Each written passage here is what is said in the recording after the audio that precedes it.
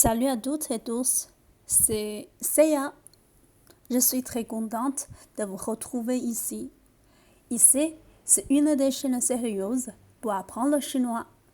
Aujourd'hui, je vous fais découvrir le pinyin. Et alors, c'est quoi le pinyin? Ça sert à quoi? Comment maîtriser? Pinyin également s'appelait alphabet chinois. Il compose les finales, les monosyllabes et les dons. Tout simplement, on abordait un exemple. Pinyin. Pi et I, c'est le monosyllabe. In, c'est le final. Le tiré sur I, c'est le don. Et voilà. Sur le pinyin, est-ce que tu es curieux de voir tous les finales et le monosyllabe? Il y a 30 finales et 13 monosyllabes. Wow, c'est beaucoup. Mais t'inquiète pas, les monosyllabes ressemblent beaucoup à l'alphabet français. Par rapport au final, il y a beaucoup de combinaisons. Du coup, ça facilite l'apprentissage. Et enfin, le don, on dirait il y a 5 dons en chinois. Oui ou non? Je t'expliquerai dans la vidéo suivante. De toute façon, c'est un petit peu difficile, mais avec ça, c'est bon. Ça sert à quoi le pinyin? Ça sert à rien. Non, je rigole.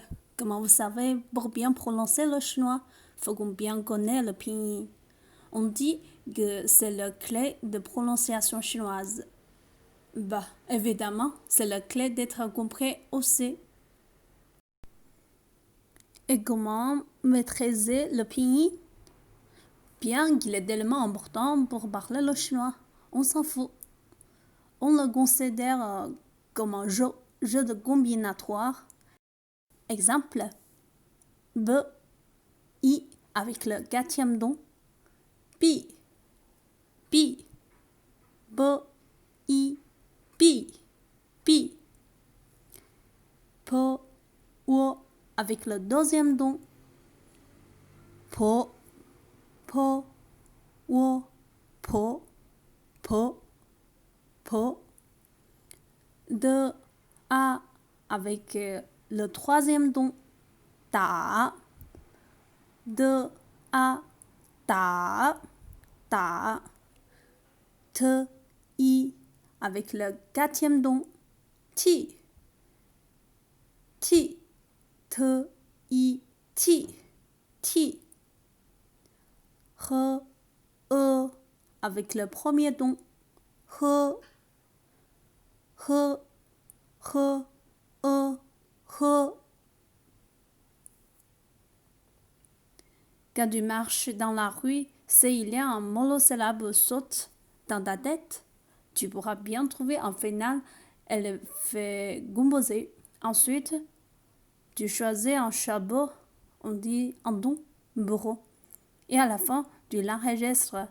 Si tu veux savoir si tu es bien prononcé, envoyez-le-moi. Je te répondrai.